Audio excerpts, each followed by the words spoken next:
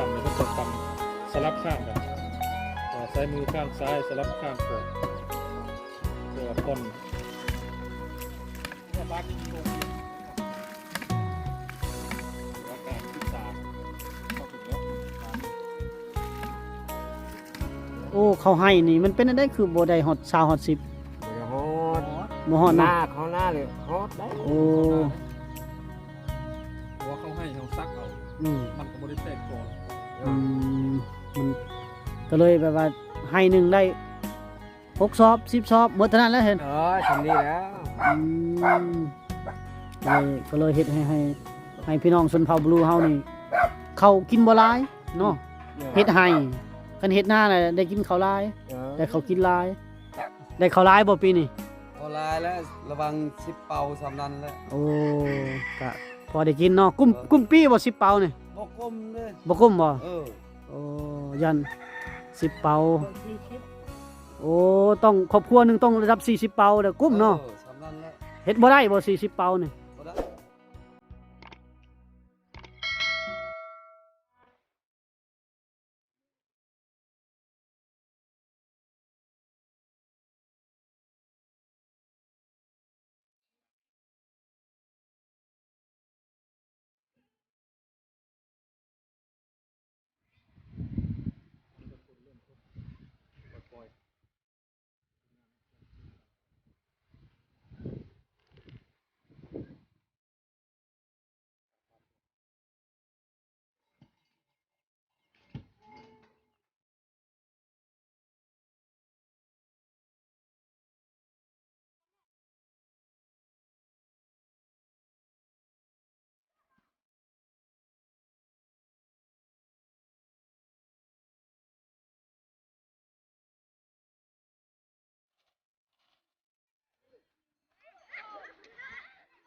บรรยากาศเพิ่นลินกีฬาดังไฟฟิงพร้อมท่านผู้ชมคือว่าเด็กน้อยในบ้านนี่เพิ่นบ่ลินโทรศัพท์บ่จับโทรศัพท์บ่ลินโทรศัพท์คือว่าลินกีฬาแทนท่านผู้ชมคือว่าในเมืองเฮานี่บ่มีแล้วแบบนี้คือว่าหายากท่านผู้ชม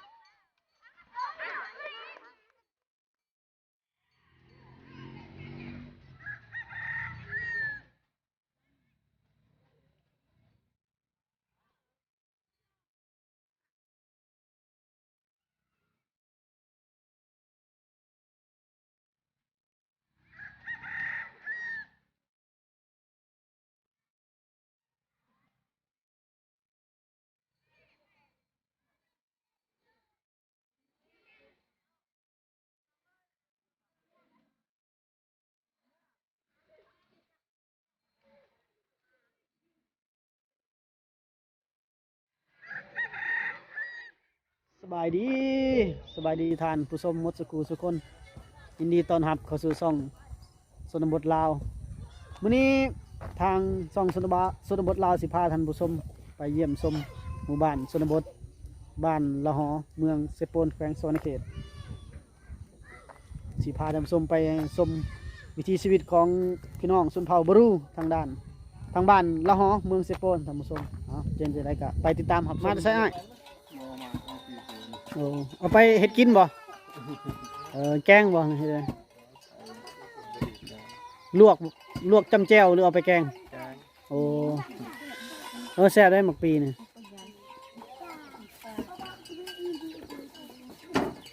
กล้วยป่าบ่เฮ้ย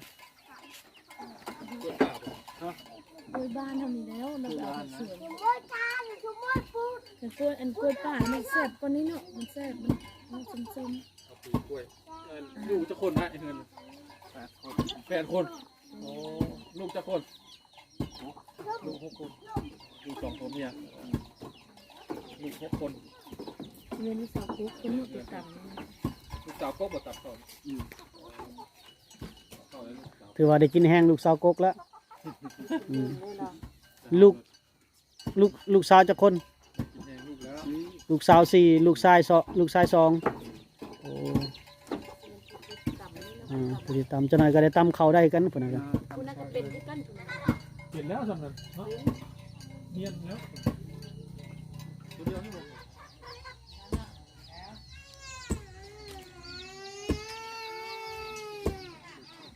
ใช่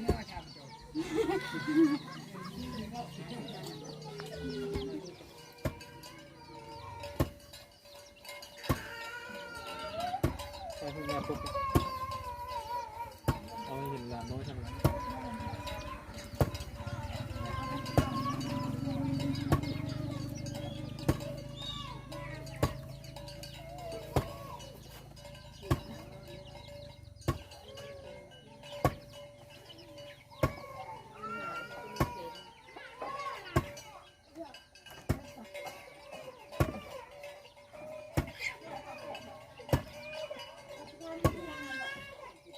สังเกตในการตำเนี่ยเพิ่นจะตำสลับข้างกันใช้มือข้างซ้ายสลับข้างขวาเพื่อว่าพ่นแห้งว่าถ้าใช้ข้างเดียวเนี่ยก็เมื่อยหลัง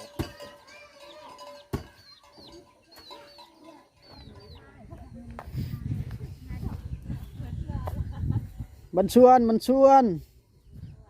สงแงดบ่ยะพับไปตักน้ำบ่เย็ดเด้อเย็ดไปละ ดินน้ำบาดาล โอ้ใส่น้ำบาดาลไปละน้ำบาดาล น้ำบาดาลน่ะเด้อ โอ้ยใกล้ๆเนาะโอ้มีน้ำบาดาลอันนี้เจ้าก็มาตักน้ำบ่อยู่ใส่เฮือนเจ้า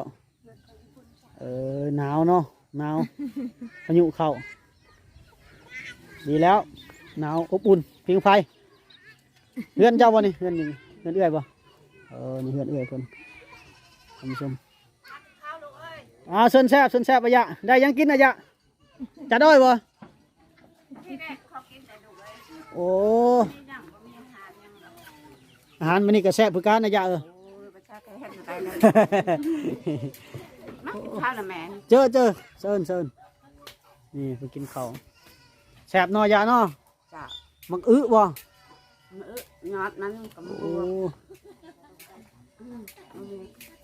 มีอาหาร สุขภาพแข็งแรงเนาะไม่เท่าเนาะยะเนาะใจอายุจักปีเลยอะยะ โอ้ยเขามาละกอปี โอ้จักปีก็อายุอะยะน่ะ ละกอปี โอ้แสดงว่าอะยะหนึ่งบุ ตา ญ ยเอ๊ะ 9 ปี เก่าคนละ เจ้าในนี้ท่านผู้ชมบ่คนบ่รู้เพิ่นนี่บ่ค่อยอยากจื้อวันเดือนปีเกิดเพิ่นเลยบอกซับหน้าซับหลังผิดหน้าผิดหลังแต่ว่าอายุอะยะนี่บ่ต่ำกว่า7-80แล้ว อยู่บ้านฮัลวาเนี่ยอยู่เงินมาแต่น้ำลูกเคย เจ้าเจ้า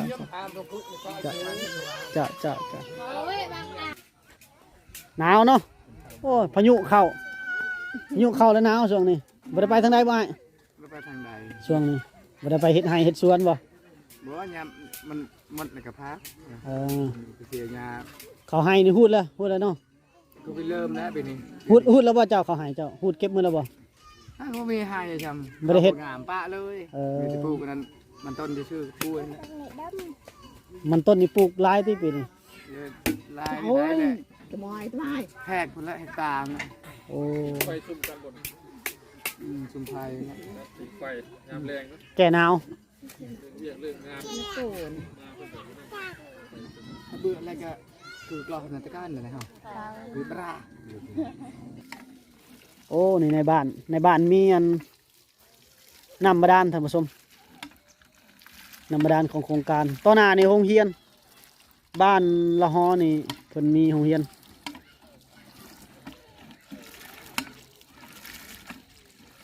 เย็ดเด้อบ่ละดงจูดงบ่ละดงไหม ต้องคืออยู่กี่บ่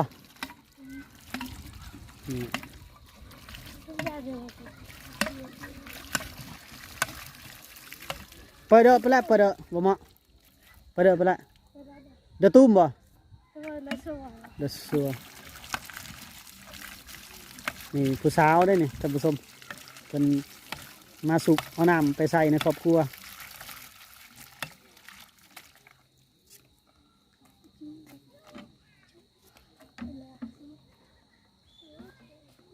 ไปละดงไหมมาตกน้ำบาดาล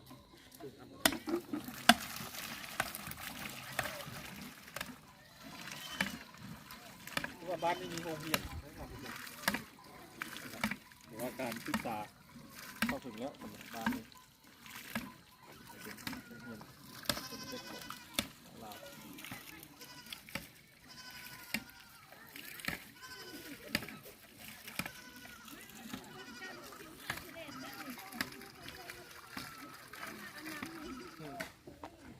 เด็กน้อยนะครับทุกคนห้องที่เข้าไปเยี่ยมยามเบื้อง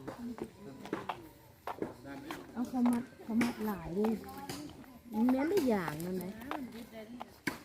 ได้นะ ว้าแตกตื่นคักแต่ อ้าวผู้ล้มก็มี พาท่านผู้ชมเลาะอีกมุมหนึ่งของหมู่บ้านท่านผู้ชมเพิ่นกับเฮือนเพิ่นนี่สังเกตว่าสิอยู่ตามนาดินแบบดินค่อยขึ้นไปแบบนี้นะโนนผู้ไปนี่ท่านผู้ชมแล้วก็แปลงนาดินพอได้ล้มเฮือนพอได้ตั้งเฮือนแล้วก็ตั้งไว้เลยนี่ท่านผู้ชมเพิ่นปรับนาดินแบบนี้เอาได้ต่อหน้าเฮานี่มันเล่าเข่า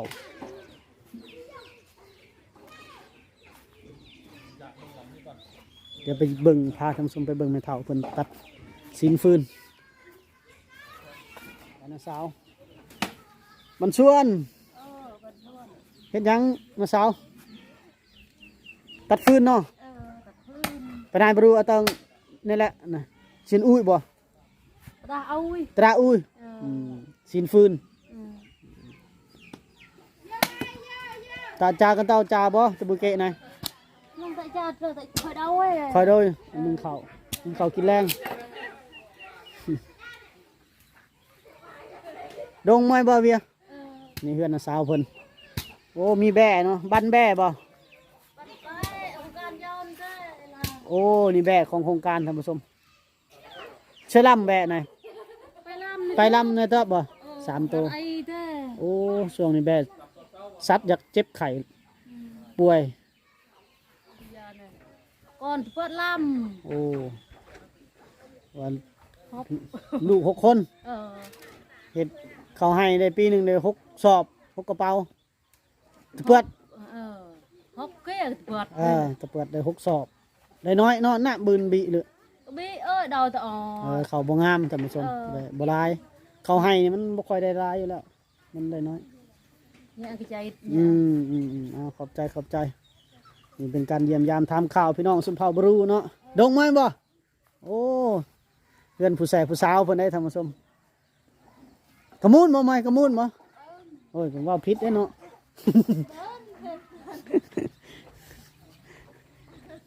เอ้าท่านผู้ชมเมื่อกี้นี่ก็ทำข่าวนะสาวเพิ่นแล้วบัดนี้ก็พาขึ้นมาเลาะทั้งเฮือนทั้งเทิงนี่2 หลังเฮือนนี่ก็ขึ้นมาตั้งอยู่จอมดอยพี่เนาะ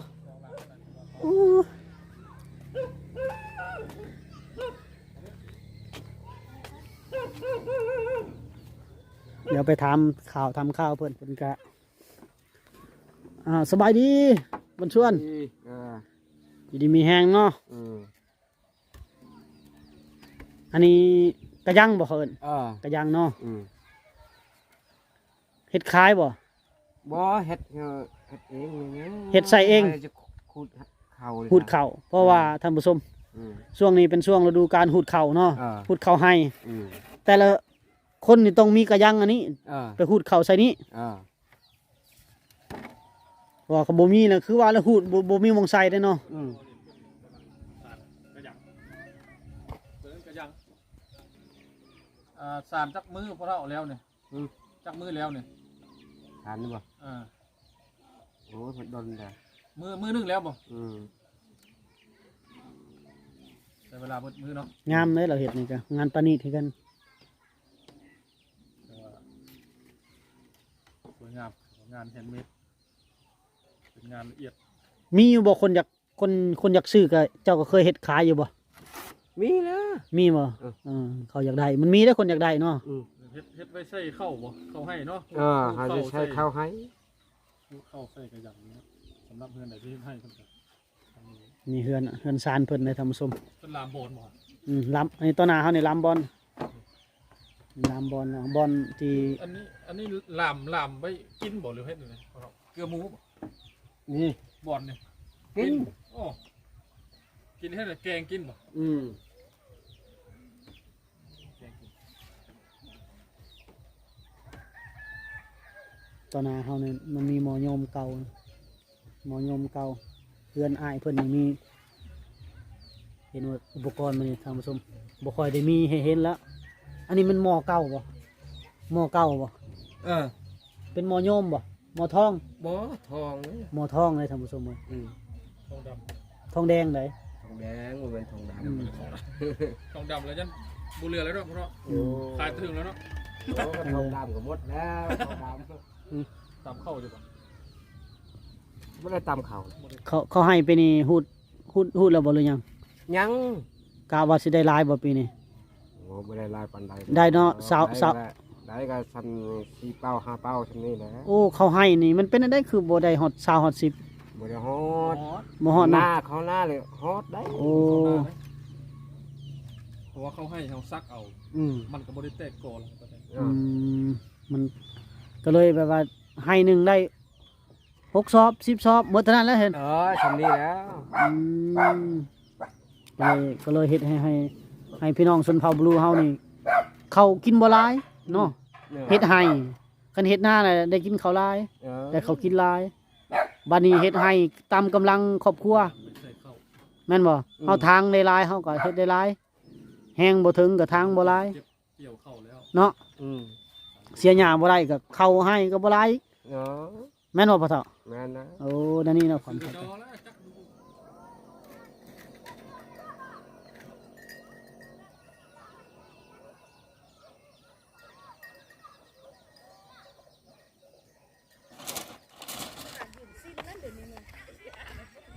ตอนนี้ก็บรรยากาศก็ประมาณ ข้างนั้นนี่ แรงๆ4-5 โมงท่านผู้ชมพาท่านผู้ชมมาเบิ่งเขาเจ้าเฮ็ดอยู่เฮ็ดกินยามแรงอาบน้ำอาบใน ตอนนี้เป็นเวลาประมาณ16:25 นาทีเป็นบรรยากาศค่อนข้างเป็นเลย อากาศดีเด้อท่านผู้ชม แล้วบ้านนี้เพราะว่ามีห้วย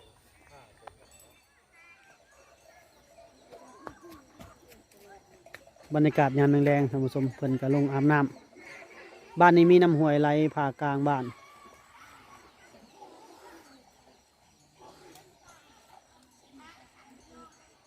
อีกมุมหนึ่งก็สิพาเด็กน้อย ในบ้านเพิ่นก็พากันเล่นกีฬาสร้างความสามัคคีบรรยากาศแบบนี้อยู่ในเมืองนี่บ่เห็นแล้วท่านผู้ชมถือว่าหาเบิ่งยากแล้วท่านผู้ชม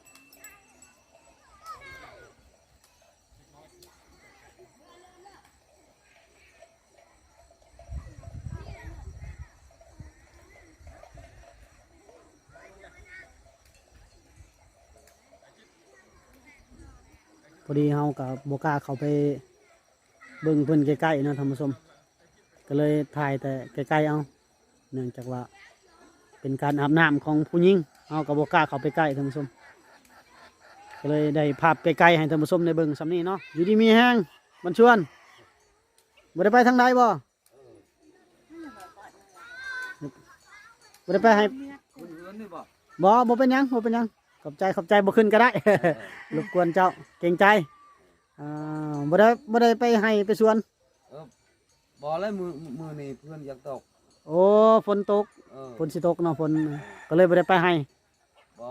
อืมเป็นได้เขาให้เขาหน้าปีนี้งาม งามบ่งามปานใดหนูกัดหมด โอ้ เออ ทำข่าวเพิ่นก็บอกเรื่องเขาให้เขาหน้าก็ว่าหนูกัดเนาะไปทางไหนก็ว่าหนูกัดหนู หนูกัด ก็นายฮะ กระนาย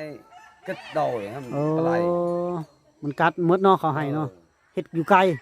เฮ็ดอยู่ไกลแล้ว แล้วเขาให้เนาะ ไกลแล้ว โดกันเฮ็ดอยู่ไกลครับบ่ได้เนาะบ่มีป่าบ่ มีแล้วป่า อืมต้องไปเฮ็ดไกลๆเนาะ เฮ็ดไกล ได้ข้าวหลายบ่ปีนี้ บ่ลายแล้วระวัง10 เป่าสำนั้นแล้ว โอ้ก็พอได้กินเนาะกุ้มปีบ่10 เปานี่ บ่กลมเด้ บ่กุ้มบ่ โอ้ยัน10 เปา บอก40 โอ้ต้องครอบครัวหนึงต้องระดับ40 เปาเด้อกุ้มเนาะ สำนั้นแล้ว เฮ็ดบ่ได้บ่40เปานี่ บ่ได้ปีก็ได้ปีก็บ่ได้ แต่ว่ายากเติบแล้วเพื่อสิได้40 เออ ต้องเฮ็ดกว้างๆบ่เฮ็ดกว้างๆบ่จังได้เข้าหลาย เฮ็ดกวางแล้ว ๆแต่ว่ามันบ่ได้ดอกเนาะแห้งบ่ถึงก็มีเนาะ แห้งบ่ถึง แห้งบ่ถึงเข้าบ่งามบางเทื่อหนูกัดลิงกัดมีบ่ลิงก็กัดบ่ ลิงก็บ่มีเดี๋ยวนี้มีแต่ไก่ก็มีแล้ว โอ้ เฮ็ดไก่ เจ้า ตัวนี้ เข้าหน้านี่บ่ได้เฮ็ดบ่ บ่มีทวงนา บ่มีทงนาบ่มีนาเนาะ เออ เฮ็ดแต่เขาเฮ็ดให้ เฮ็ดให้ มันกระปุกบ่มันสำปะหลังกระปุกน้ำเขาบ่มันป้วง กวางนะ เจาะแต่ตะบืนป้วง เจาะป้วง กวางตะดังมั้ง ตะดัง ก็ดอกพวง ตะดังป้วงนี่โอเคท่านผู้ชมสำหรับคลิปพาเลาะหมู่บ้านชนบทบ้านละหอเมืองสปนแขวงสวรรณเขตก็สิได้ขอจบคลิปไว้สำนี้พบกันใหม่ในคลิปต่อไปขอขอบใจสำหรับการกดไลค์กดแชร์กดติดตามกดคอมเมนต์เขาพบกันใหม่ในคลิปต่อไปสำบายดี